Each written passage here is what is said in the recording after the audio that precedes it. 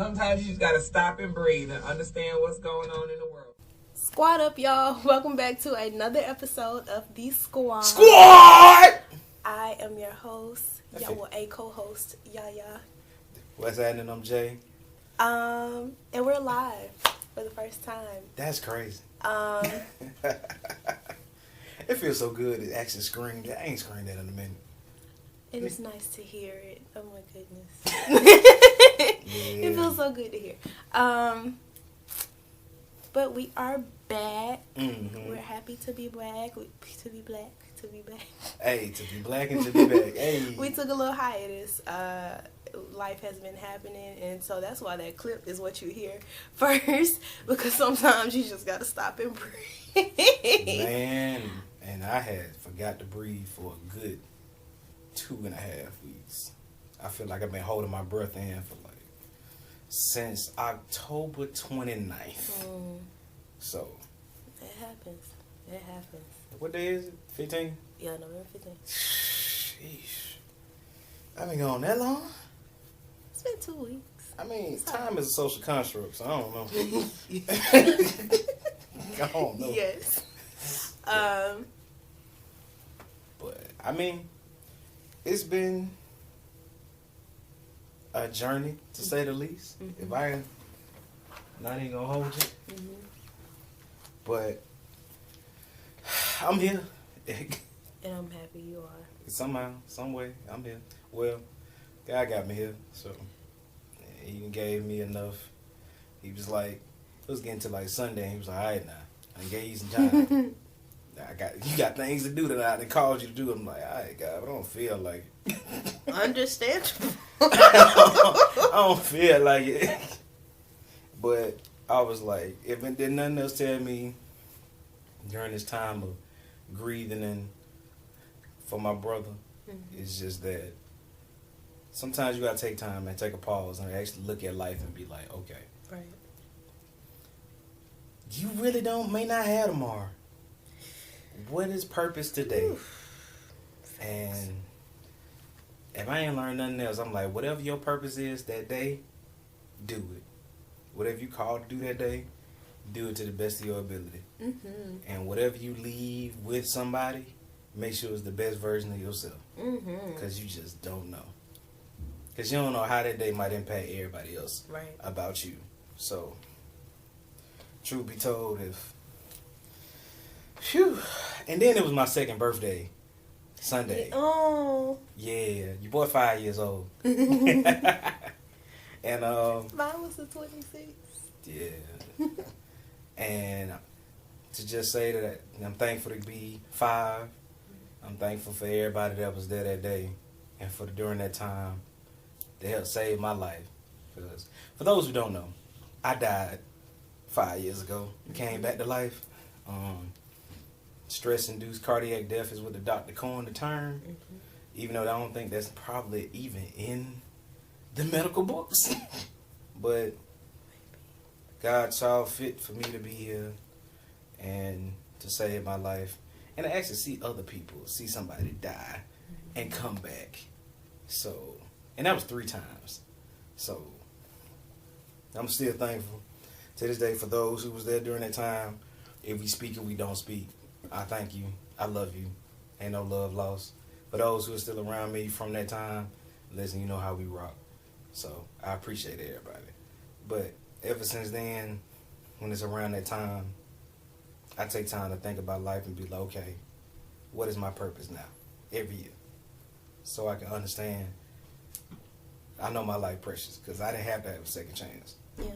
And a lot of people don't get a chance at a second chance. So I try to be very intentional about what that may look like. So. But anyway. You said you meant that second birthday. You see, What are 3? Yeah. See, I'm thinking the third. I'm thinking of the third. Physically, second birthday. Okay.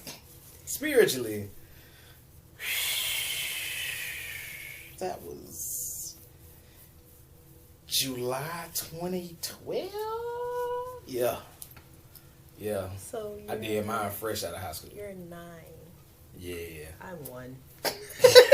I won. I'm not you kid. I'm a kid. Mm. And it's just been rededication after rededication.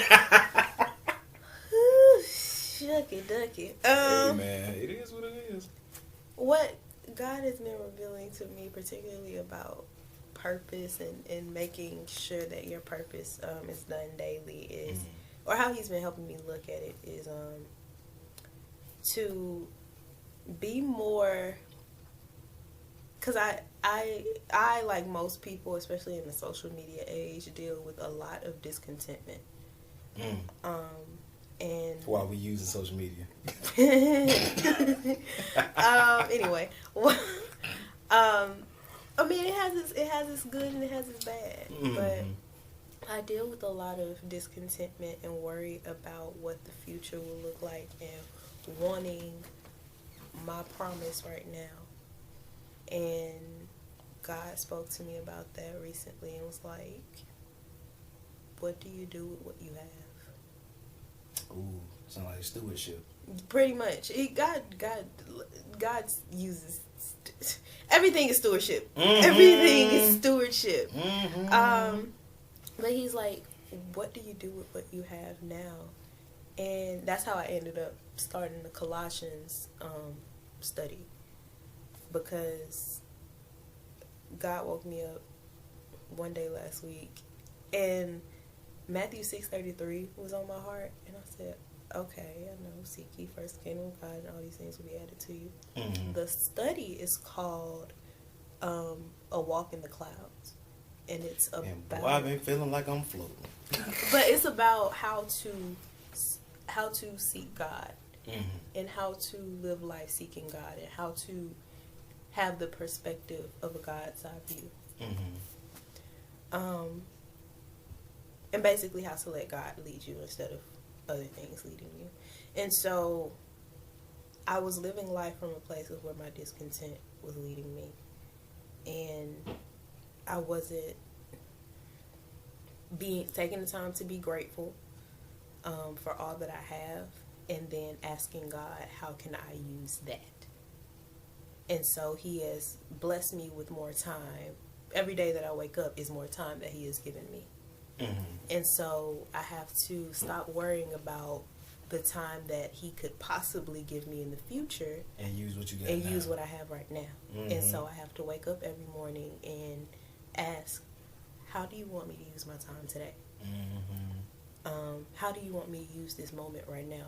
I thank you for this moment. And so the first moments of my day, I'm going to spend them with you, just to let you know that I am thankful for what you have given me, just so I can exercise my appreciation in that way. But all of these other things that you've blessed me with, how can I exercise my appreciation while also serving you? And so He's helped me like reshape reframe my perspective of working out, because I view working out as me literally exercising my appreciation for the body that He has given me, because my body doesn't have to move. Right. I kind of feel like that too when I work out, especially because I've lost all this weight. I'm just like, it's more like, am I doing this because I want to be seen, or am I doing this because I want to give honor? Right. Even when it comes to like diet stuff and schools and all these other things that we be doing, work, especially work, dealing with family members, like severing or rebuilding relationships with people. Like, am I doing this because of how I feel, or am I doing this because this is what you want? Right. And that's a whole nother conversation I've been seeing. So I get it. Boy, I get it hard. Yeah, especially and I have now. And even with that, He has helped me to understand salvation a little bit more, and helped me to understand sanctification a little bit more, because what He's revealed to me about sanctification is just a holistic wellness journey. And with what that means is, when you are saved, the purpose of you being saved is, well, I talk about this a little bit on wisdom, but shameless plug. Yeah, so when I got on wisdom, I was talking about forgiveness and what God revealed to me about forgiveness. Ooh, what you said. What you said. I talked about how God sees us as blameless. Mm-hmm. And when I read that, I was like, well, how do you see us as blameless? And what he said to me was, I understand that you are simply a product of your environment. Boy, I said that to somebody the other day. And I came to save you. My salvation is me simply presenting you an alternative route. While you still in this particular environment. Yes. I see it. Okay. And so, and what we have to understand about being a product is part of the reason why he sees us as blameless is because as a product, there has been an equation of multiplication that has taken place before we were even here. An equation of multiplication that has taken place because what you get from multiplication is product. So there has been an equation of multiplication of different things that have occurred before you even got here. Right. Of people going their own way before you even thought of. Yes. And handling things in a way that they knew how because they were also products of their environment. Mm-hmm. And you don't know what you don't know. Right. And that kind of goes into, sometimes, because this is something I'm going through with my family, compounding cycles. Mm-hmm. So you stuck in a cycle due to the fact of a cycle that was there that preceded you. Right. And generational curses and how they compound. Right. And I can see what you're saying when it comes to multiplication, because if these things aren't broken, they've just been multiplied by the time they even got to you. Right. And I'm dealing with the issue of breaking them. Mm-hmm. And boy, the amount of work. But also, again, that is why salvation is such a gift. Mm-hmm. Because it's God saying, I understand where you are. I love you even where you are. Smoking Norfolk. I understand how you got here. You may not understand how you got here, but I understand how you got here. Mm-hmm. And I also see a way out for you. Will you follow me? In order to Will you follow me out? And I be getting it from this perspective of, I have shown almost every generation of your family a way out. Will you be the one that listen to me? That too. And you know what my mama said to me the other night? Because I told her this, I shared this with her as well, and she was like, well, since we're having this conversation and you're the one who said it, that means you're the one that got to do it, right? And that's because she said it's for you to do. Because now that you got that, you're going to be charged with doing something with it. And my brother told me something like that yesterday. We had a conversation. Because when you know better, you do better. And if you don't, I read the scripture this morning. And it was about how when you know better, but you choose not to do better, that is considered a sin. Mm-hmm. And so... Because that's what you've been charged with. That's what you've been charged with. So it's and again, that's why God can forgive us or gives us forgiveness when we don't know. Because it's okay, I get it. You don't know. Right. But now you know. Mm-hmm. And now you still gonna do it. I mean... And yes, he has grace because he understands. He has grace because he understands, yes, this is something that you've known for so long, and so you kind of got to ease your way out of it. Mm-hmm. Cool. But as you mature more and more in your faith and in your walk, right. Some stuff, what was I watching that? Some stuff you can't run away from. It's in your face. Yeah, it's and some stuff is relating it to a child. After a while, as you mature, you have more responsibility. Mm-hmm. So you don't have somebody holding your hand anymore. You gotta walk on your own. You know how to walk on your own now. Mm-hmm. So yeah, and then also how he presented it to me about sanctification is just a reframing of your mind. And so be transformed by renewing of your mind. Exactly. Mm-hmm. And so it's a reframing of your mind, and you have to understand it. Or how he helped me understand it was, It's about what's leading you. Mm-hmm. So when you are growing up in an environment that is feeding hurt and bitterness and trauma into you, that is what is leading you, because that's all you know. Mm-hmm. But when you know better, you do better. And so in the process of sanctification, God is showing you something different. He is first helping you unlearn so that you can relearn. And in your relearning, you are able to, your mind reshapes your behaviors. Your behaviors reshape your life. Well, your spirit reshapes your mind. Your mind reshapes your behavior. Behavior reshapes your life, because then you start to handle things a little bit different. I keep doing this with my hands. You talk with your hands. It's fine. I do talk with my hands. You begin to see things differently. You begin to do things differently, to move differently, because the neurological process in your brain is different. It's different now, and it's different for a reason. And people hear like being sanctified has like a negative connotation, because it's like, oh, you sanctified. You gotta be perfect. Yeah, and it's not about perfection. And it's not about perfection.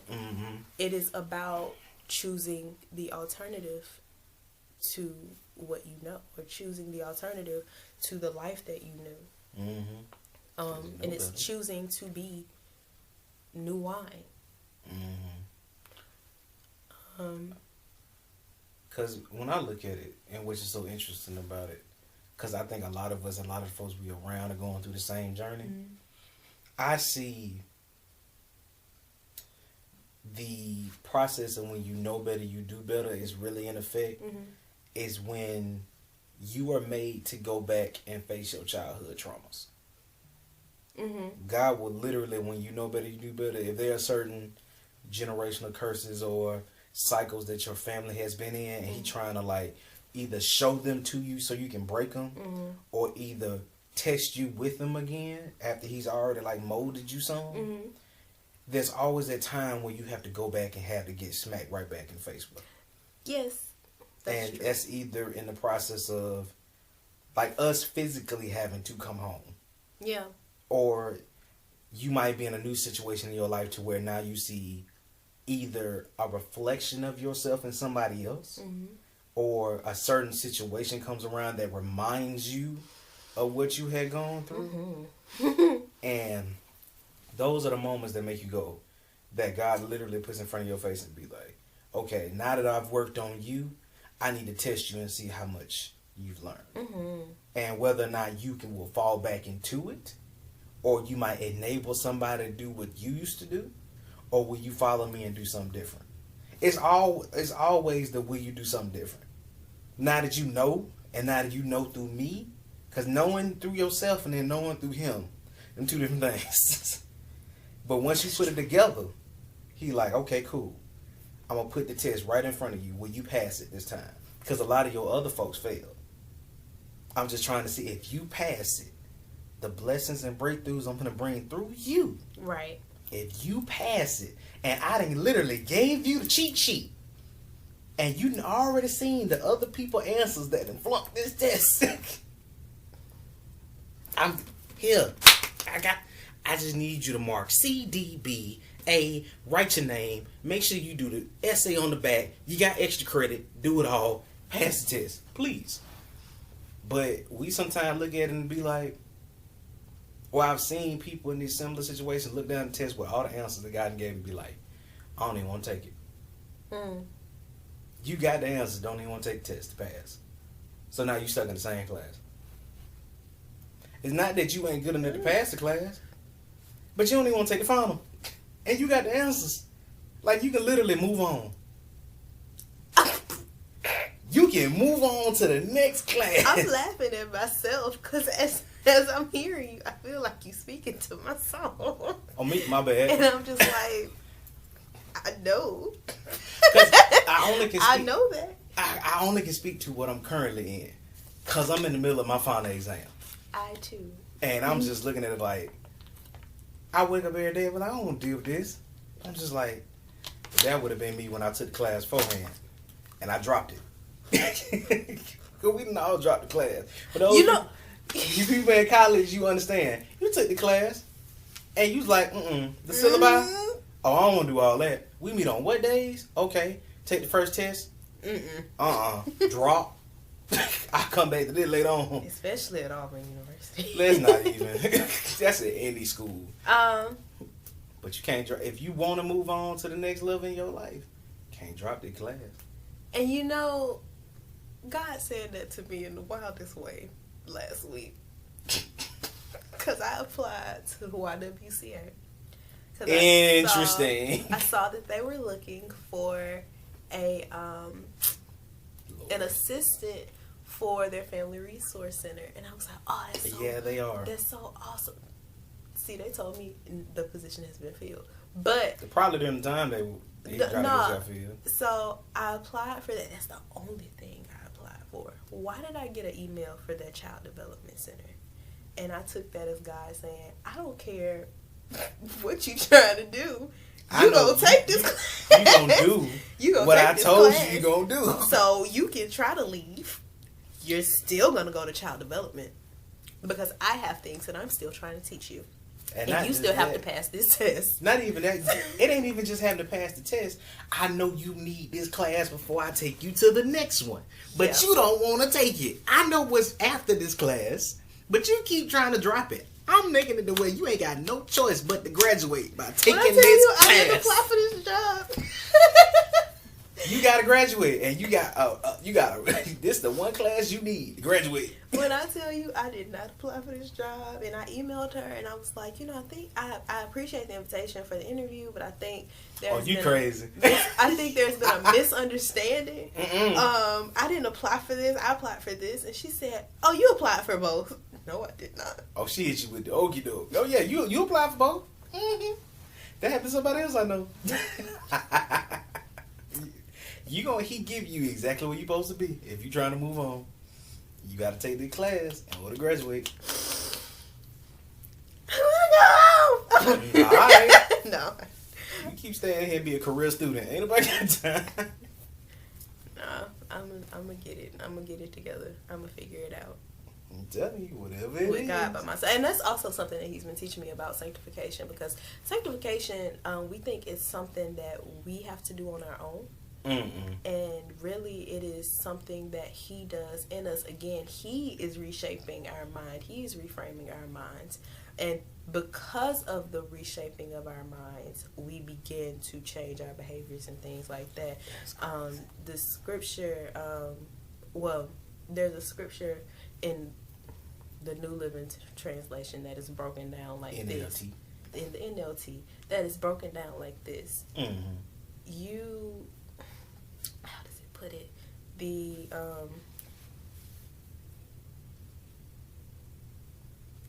You don't get the forgiveness, or you don't get the something because of it. What's the chapter? It's in my Bible. Oh, my Bible's upstairs. Oh, you tripping? You don't get this because of this. What is it? Oh my goodness. Oh, you don't get salvation because of because of the works that you do. You aren't saved because of the works that you do. You ain't saved because of you. You ain't saved because of you. You are not saved because of the works that you do. The works that you do come as a result of you being saved. You change as a result of you being saved. Because in God saving you, again, He saves your mind. He reshapes your mind. And then you. Exactly. That's crazy. That's a ooh. But people, we think that we come into it and we think we have to be this person. We have to be perfect. God, we can't listen to rap no more. We can't do this. We can't do that. Depending on your person. Depending on your person. Because I'm still listening, but I guard my ears, but everyone, balls. And I do too. I guard my ears, I guard my eyes, but every now and then I need me a ball. And that's not. And I mean, and I pray about that because I'm like, God, if this is wrong, please forgive me. This is just something that you're gonna have to work with me on, or not even because I ain't gonna try to tell God what to do. But can you work? If it's in your will. If it's in your will, can you work with me on this? Mm-hmm. Like, because I don't want anything clouding my judgment, clouding my mind, clouding my heart. I don't want anything to do that and to pull me away from you. And so. Can you please like help me with that if this is a problem? But I ain't gonna lie, I like to bump this song. So listen, righteous and ratchet, it's a thing. Cause boy. But that's something that I think a lot of Christians need to understand. You are not saved because of anything that you do. God already chose you, picked you out the gate to say, I want to save you. I see that you are a product of your environment. I see where that mindset can lead you. Mm-hmm. That mindset that is currently leading you, I see that it can lead you to death. I want to lead you to life. Can I show you this way that leads you to life? Can you welcome me in your life so that I can lead you to life? Mm-hmm. And life more abundantly. And not only that, I'm going to show you what dead walking look like. I'm gonna give you, like, while you are choosing me, I will also show you through me what the dead walking would look like. There are individuals, like, if you want to talk about generational curses and cycles, you want to talk about people you just see on an everyday basis, eventually you will start to see and understand when certain people come around, no matter how lively they seem, you can see them being dead inside. You know what that made me think about? Uh-oh. You know, because I love a good zombie apocalypse movie. And so... That's what I was thinking about, but... And that's what came to my mind. When you said dead walking, I'm like, okay, The Walking Dead. What if the real... What if that it is a zombie apocalypse, but it's not zombie in the way that we think. It's spiritual zombie. But I think that's what we're going through right now in this day. Oh yeah. Is that we walking around legit in a spiritual zombie apocalypse. And they want to eat us. They eat your brain. And so but you talking about eat brains? I'm telling you, boy. They eat your brain. And they eat your brains in different ways. They eat your brains in different. That's why you gotta guard your ears, because they eat your brain by what you see and what you listen to. Well, that's what they say about Eddie Griffin said it in the special. He said television programming, telling you the vision of the program. Yeah. And that's why you have to be aware. Somebody asked me yesterday, like, do you watch bloody stuff? And I said, I don't care to. Too much of that in the world right now. I don't want to see it. I don't want to see it. And I mean, you know what really messed me up to watch? I tried to watch Raising Canaan. Why you do that? It started out real interesting. Oh, it's good. Then it got to a point where a child was killed. And I said, that made me feel really, really bad. Like, it was the little boy. Jeez, book 2 coming, Tyreek. No, thank you. I've tried to get into Power so much, and I can't get into it. I almost got into Raising Canaan until I saw that scene, and then I was like, can't do it. But that just means you're just in a different place in your life too, though. Yeah. I can't do all the blood and gore like I used to. And I do think that speaks a lot to God, like, moving in me. Because you ain't care at one point. We'll watch anything. I didn't. Like, my favorite movie used to be anything with Chucky. Oh, yeah. I forgot about that. But now... They got a series, too. Like, I don't care. I know. It's just... Like, and I even tried to get into the series for I Know What You Did Last Summer. Yeah. And it's okay, but it wasn't. I don't know. I liked how they tried to put. I liked the spin they tried to put on it. But I just it wasn't it. Yeah. God is like really reshaping my mind on a whole lot of things. I told you, I tried to go.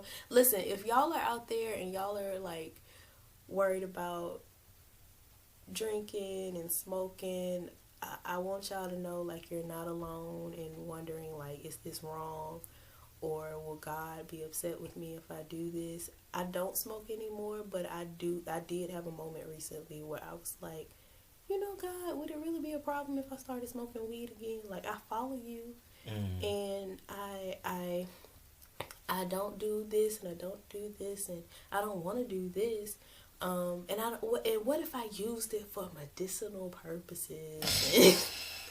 And you know, what Stop if the I cap. use it just for what is it?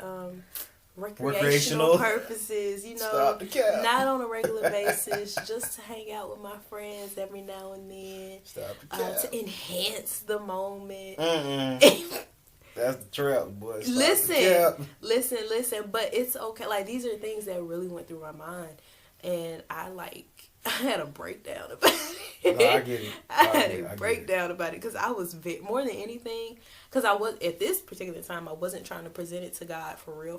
Like, not everything that I felt like, I really wasn't trying to wholeheartedly present it. Yeah. I just want to bring this to your attention. We ain't got to talk about it right now, but it made me really anxious. And what that also showed me is how I was viewing God.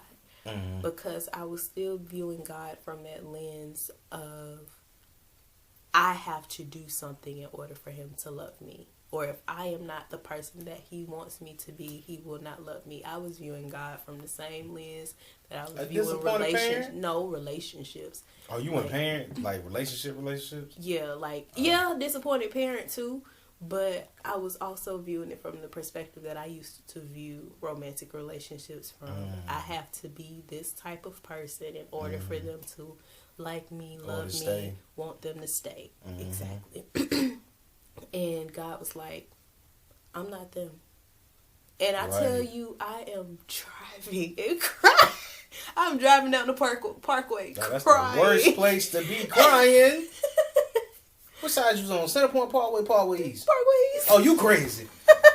Oh, you lost your mind. I am riding down the parkway talking to God, and I'm cussing. Cause I'm cussing because he was really like, you keep trying to hide this part of yourself from me. And I see it the whole time. And I'm like, man, I don't want God had you protected. I don't want to F up. I just don't want to F up. Wow. But you having a whole freak out. Yes. And even then I'm trying to hold it in. Like, I don't want to curse at you because you're holy, and I don't want to disrespect you in that way.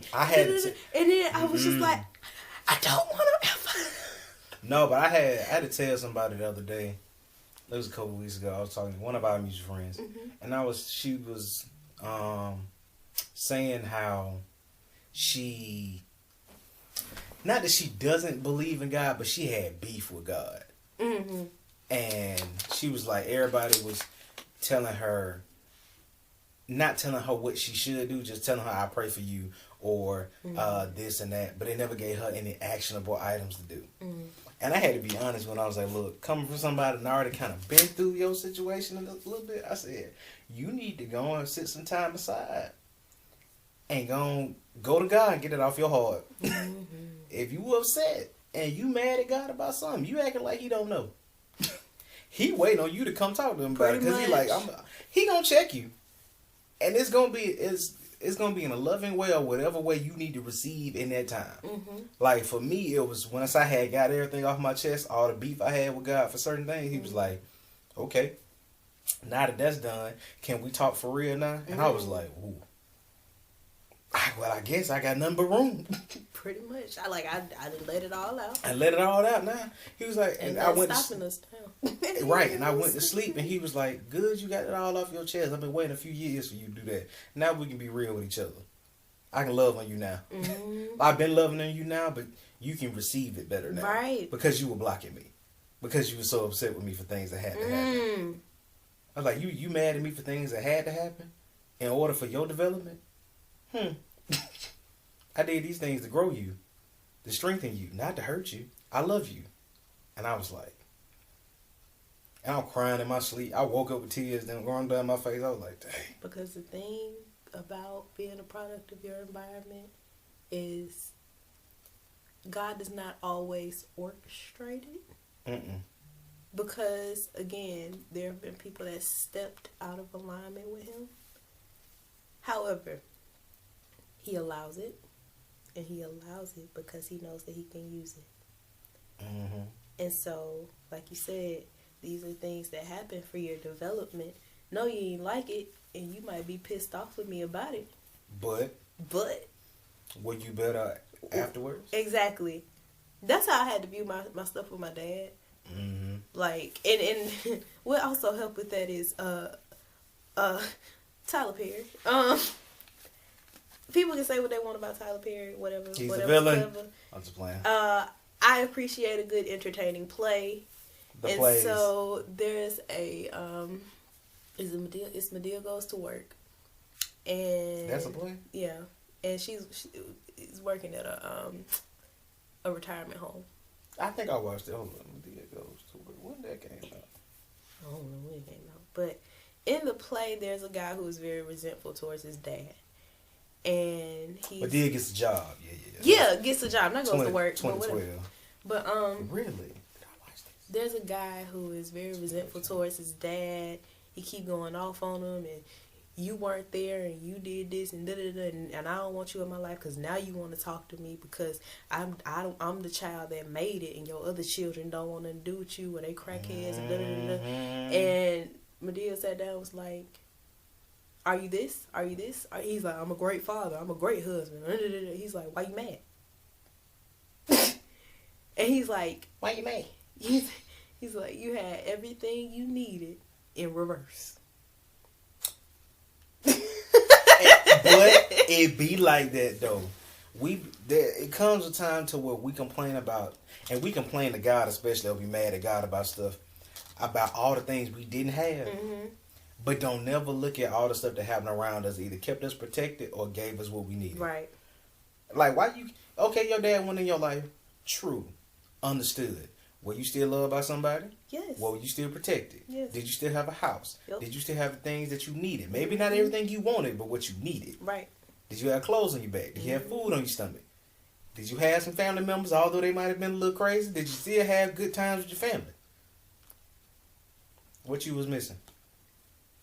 And then God will be like, listen. And that's why you have to seek the things of God. Mm-hmm. Because when you let that bitterness lead you, Mm-hmm. you miss out on everything. Mm-hmm. But there have been times where I done had conversations with like people about so many different topics, and I'll be like, but it's almost like, but did you die though? But did you die? It is. Like God be like, but did you die? And I've been thinking about that with like how we look at our yes, our parents didn't have like the best emotional intelligence and things like that. But did you die? Then also we have to understand our parents may not have been able to necessarily process emotions, but one thing that they knew how to do, and that you can still learn from them, though it's very toxic to remain in this mode, Mm-hmm. in survivor mode. They knew how to survive. Yep, and they taught you how to do it. They taught you how to do it. Mm-hmm. And one thing I have also learned is like when it comes to like parents in our situations, Mm-hmm. they raised you to the best of their ability, because they too were products of their environment. But they used what they had. But here's the thing that for a lot of people, this is what made me start to understand parents and feel sorry for like my parents or my grandparents. They still raised you to the best of their ability while still being battered down by their own trauma. Yes. That's wild. Like if you still had like a I don't want to say good, but at least you got everything you needed out of growing up. Not saying your parents are abusive or whatever, that's a different type of situation. Right. They might have the issues or whatever.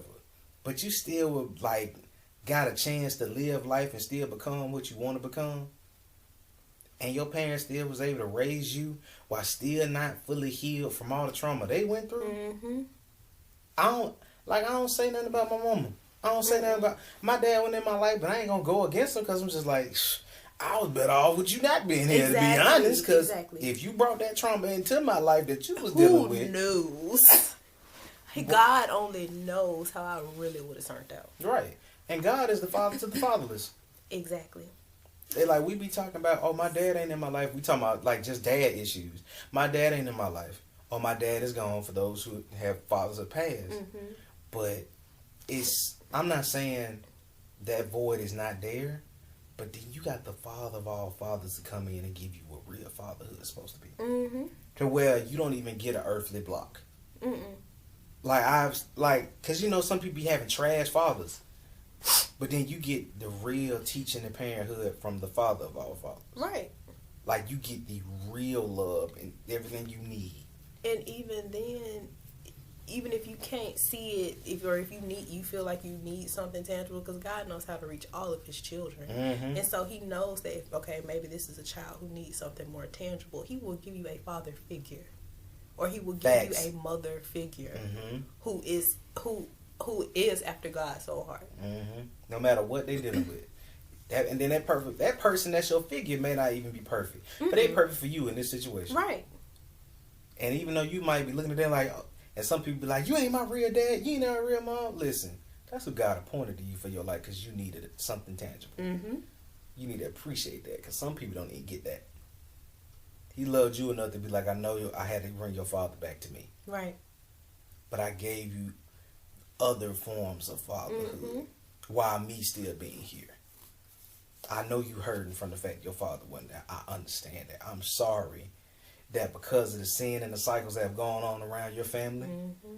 the reason why the trauma that man has dealt with, or the fact that I may have to call him home earlier than you may have anticipated, although they may have been called home earlier than what you wanted, that was still a part of your development. I needed him home because that was going to heal him. His time was done. Yeah. My child's time was done. He needed to be with me now, so he can get all the love that this world was not going to give him. So I was able to call my child home so I can give him all the love and protection he ever needed. Mm-hmm. And everything that I made him do in his life, both accomplished and not, his time was served greatly. And even then, sometimes, and I think this is how God sometimes feels about it too. Your father's role and what you thought was supposed to be in your life was only supposed to get you here. That's true. I needed him to get you here. Pretty much. And that's a, oh God, that just blessed me. Because that's an amazing way to think about that. It's very possible that God was just like, this will be a great person to just facilitate you to get you here, to be a portal for you to get here. Mm-hmm. And I'm not saying that it'll be like harsh, because I've also lost. I haven't had my father, and I lost my father figure, so I can speak to both. And I didn't have my father in my life. I ain't seen my dad since I was 3, 4, maybe. So that nigga never been there. And I lost my grandpa when I was 13. So, if anybody can speak to this, I got the background. Mm-hmm. But from going through it, God was like, He's showing me all the time, I got you to come through this person. This is going to shape your development. Mm-hmm. This person taught you as much as he could, but he was dealing with a whole lot of pain. I had to call my child home to heal him. He's going through too much. But all these things that you've seen as pain in your life is really the stepping stones for your development. So whoever you come across, you can talk to them about that pain, but you can talk to them about how I also saved you from that pain. Amen. Because something, and that's the other thing we talked about a couple episodes. We talk about almost every episode, but a lot of things you're going through ain't for you. Oh, never. Never. It's for somebody else. Never, never, never. And I like to think about it, because people can try to reduce the Bible down to allegory all they want to. Allegory does not mean it's not reality. Because every day that you live, every moment that you have, your life is an allegory to someone else, and it doesn't make you any less real. You can, because that's how a lot of people, a book. Yeah, and that's how a lot of people try to discredit God and stuff like that. They'll try to say, well, the Bible is just allegory, and it's just this and just theory and all that stuff. Theory. Sure. Theory that has improved even with the science that you try to disprove it with. No, but sure, it's allegory. Like that's all a parable is. It's allegory. Analogy. But there are many points in your life that can point to a parable that can be a parable for someone else. It doesn't mean that you don't exist. The purpose of your life is to ultimately be a parable for somebody else. That's what a testimony is. It's a parable. Every parable in the Bible, or every person's life in the Bible, is a parable of some sort, is an allegory of some sort. Jesus presented you to parables. He knows people need relatability. He created us. He knows that we work best in relationship and being able to relate. And so that's why he speaks to us best through parables. That's why he speaks to us best through allegory. That's why he saw it fit for us to be able to connect to him through people, through testimony. And you know how bad it was for Jesus to understand that he needed people to relate to so bad that he made sure all of his homies that was with him represented different types of people throughout the entire social structure. Oh yeah. Throughout multiple personalities. There's a murderer, there's a thief, there's fishermen. There's a tax collector. There's a priest. There was so, and not only that, you had an upstanding woman and Mary the mother, but you also had a woman that needed to be redeemed and Mary Magdalene. Like, he almost had an example for everybody. That if I'm gonna reach through somebody, like the funny part I read in the Bible is how he put Peter and John together. That's hilarious. You put John, the upstanding citizen, with Peter the gangster, and told him to go out and go reach people. That's parallel. Why not? they on total opposites of the spectrum. But because John can't reach the gangsters and Peter can't reach the upstanding citizens, I'm gonna put y'all together. Exactly. Go out into the world and get my people. That's crazy. So that like, he don't care what you are, what you used to be. It's like you reach the hood niggas. I reach more alternative people. I mean, because and you're also alternative in your own right. And I can relate to hood. We got parallels. Because, yeah, we have parallels. Yeah. Multifaceted individuals. Yes. We're not monolithic at all. Nah, being black is not a monolithic experience. Come on now, people. But being a Christian is also not a monolithic experience either. But also, again, you got to think about even the people that you are connected to.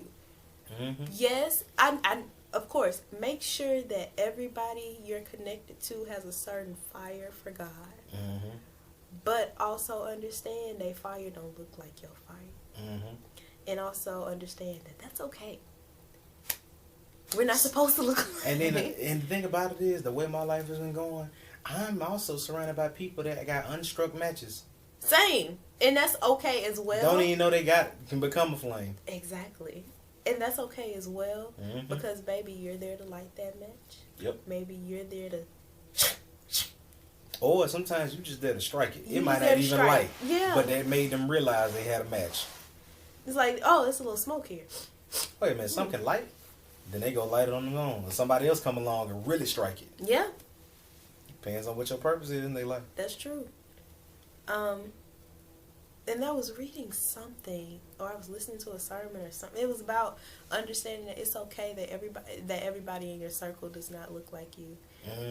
And sometimes it's also okay for you to have people in your life who may not follow God. One, because it can be for you to represent God to them, but also you may be in the position to reach someone else that they're connected to.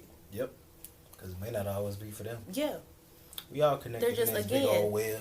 The pathway, the portal to someone else. And the crazy part is, you might say something to somebody that don't believe, right?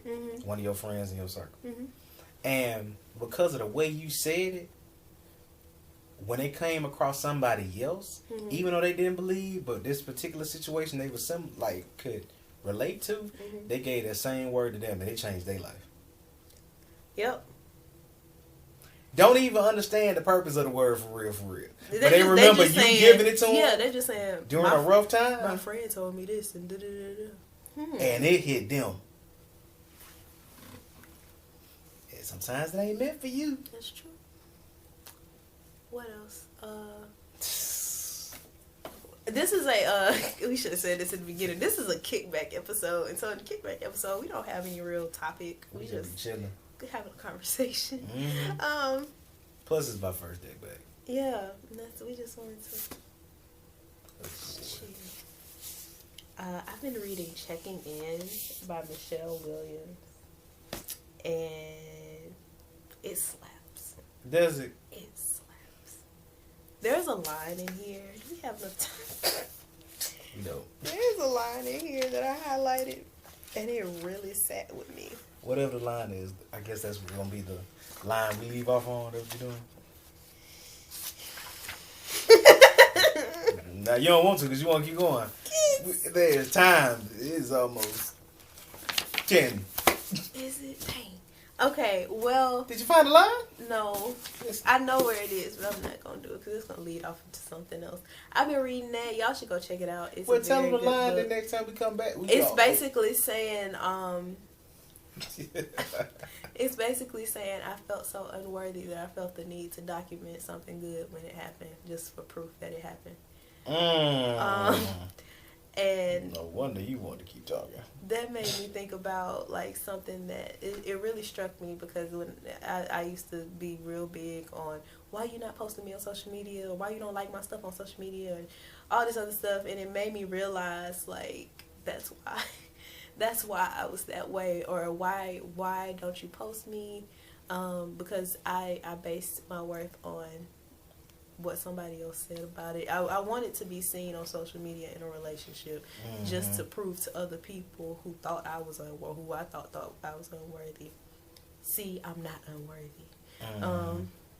Why you get in trouble for that, boy? But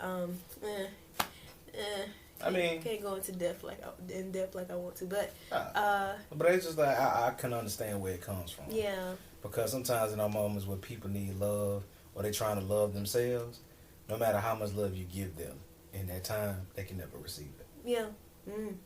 Because they looking at love in this particular lens, even though you showing love in all these other ways, this particular lens is a void. So because you're not fulfilling that, which to you or them, really, to both y'all, it's probably not even that important. But because they ain't getting that love how they think, or they not loving themselves in a particular way, that's aligned with their lens. No matter how long you love them, what you do. You can't love nobody that don't love themselves, people. That's true. I learned that the hard way.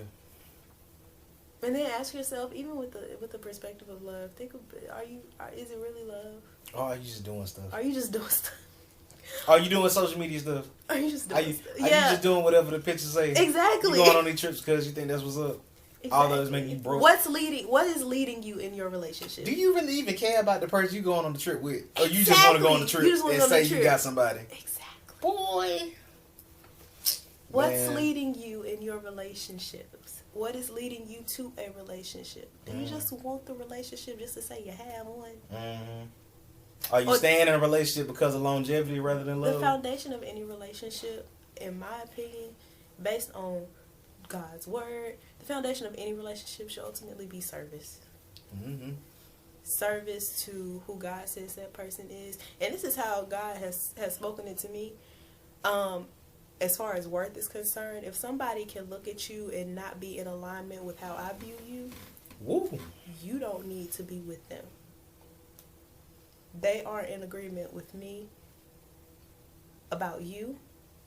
Why do you want them in your life? And also, if you aren't in agreement with me about them, why are you in the way? Or if you got the even deeper problem, why you hiding me when you with them? Woo!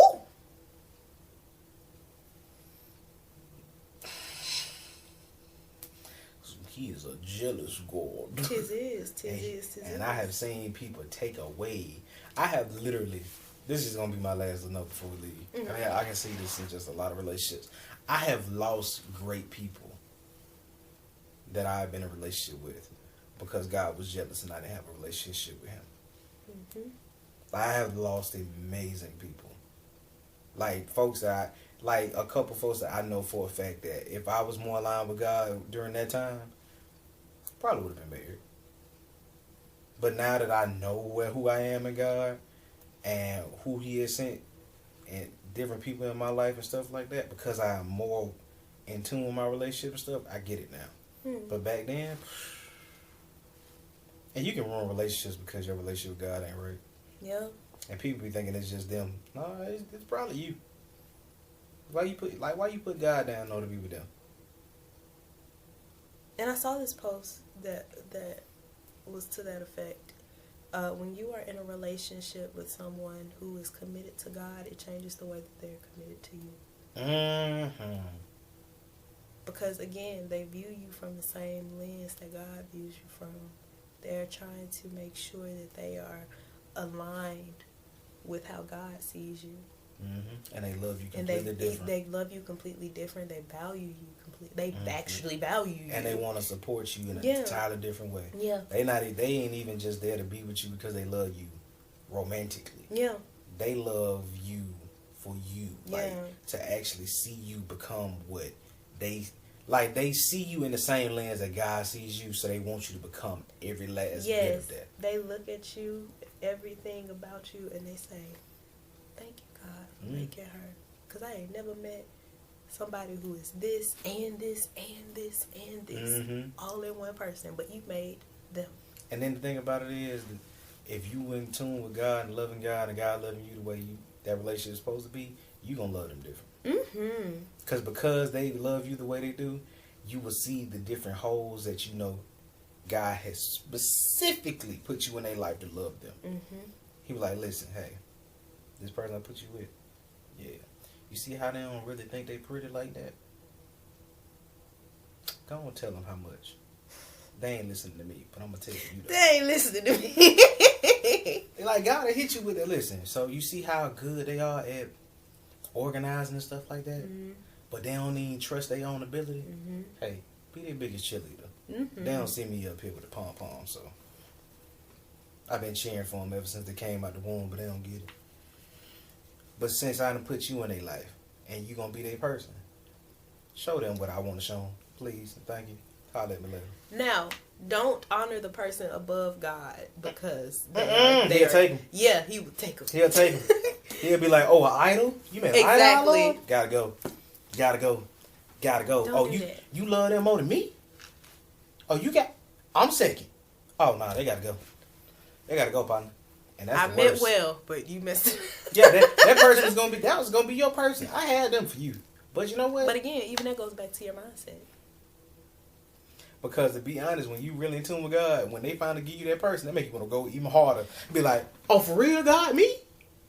My unworthy self? Help me not to mess this up. Help me not to mess this up, please. Help me, please. If I only strengthen our relationship so I can do this right. Exactly. So that I can love them right, so that I can handle them right, so I can see them the way... Pray all this before you find somebody. Pray it all before you get there. And work on yourself before you find them. Pray on your relationship. It while you're there. Pray it while you're there. And pray for them before they even get here. Yes. Because you don't know. Because your prayers might be getting them through and they don't even know you yet. Facts. But yeah, that's all we have. Also, one more thing. Y'all should watch... I said The Case for Christ in the last episode, but watch The Case for Christ. It's great. It's based on a true story. Oh, I'm sorry. Are you talking about that? And the writer, he has written many other books, like The Case for Faith and The Case for other stuff. It's great. But also, I watched another movie called An Interview with God, and it's really good. If you can find it on PureFlix. If you don't have PureFlix, find it on something else. I'm finna say, PureFlix is an extra subscription, child. An Interview with God. I mean, there's a free trial. But you know how folks get charged off a free trial when they forget.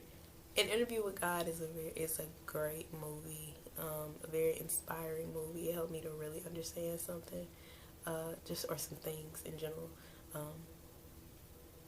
But yeah, that's all I got. Oh, other tidbit.